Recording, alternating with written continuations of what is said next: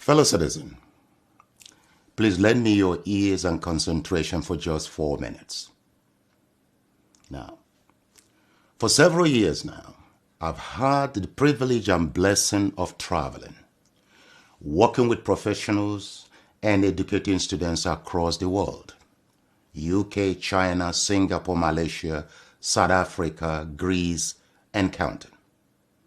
However, ever so often, I engage in soul-searching thoughts on Africa, Nigeria, our homeland, and the black race in general. You see, I can't seem to work out why, despite abundant human and natural resources and exemplary achievements of Nigerian professionals abroad, our nation remains backward in all indices of human progress. Look, recently, a 1988 statement by William Botha of the apartheid South Africa challenged me to tears. Now, he said, black people cannot rule themselves because they don't have the brain and mental capacity to govern a society. You give them guns, they'll kill themselves. Give them power, they will loot the treasury. Give them independence and democracy, they will use it to promote tribalism, ethnicity, bigotry, hatred, killings, and wars. Now, fellow citizen, let me challenge you. Have you, your leaders or government, proved this racist South African wrong since the statement in 1988? Think about that. You see, we are the only race that is ready and willing to sacrifice meritocracy, national development and progress, to favor protection of tribal and religious loyalty, despite the recycling consequences before us since independence. Take a look at the literacy rate of Nigeria. At 62% national average for adults in general, and 65.1% for young adults of 15 to 24. One expects informed national decisions with positive national impacts on, for example, the quality of the elected national leaders. Not really in our case. We are not moved by the economic and security realities and human suffering in our nation.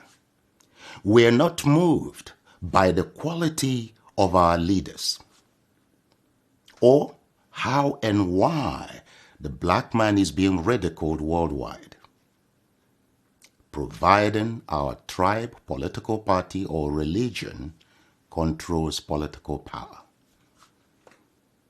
That's shameful.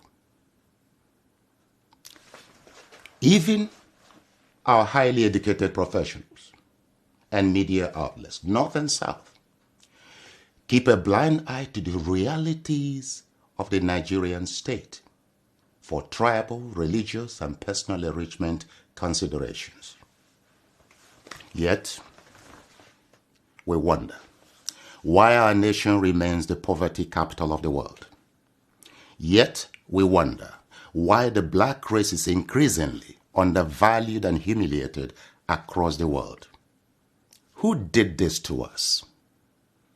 Who did this to us?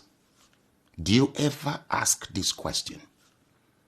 COVID-19 has exposed the state of our nation and the cumulative impact of the quality of our leadership over several years. Our leaders are repeating the errors of 500 years ago when our kings and military aristocrats sold our people into slavery for mirrors and gunpowder. They failed to realize that by that decision, they had confined future generations into perpetual slavery, exploitation, and abuse. Today, foreign powers are acquiring hectares of land outright across Nigeria and Africa for the next phase of our slavery or colonization.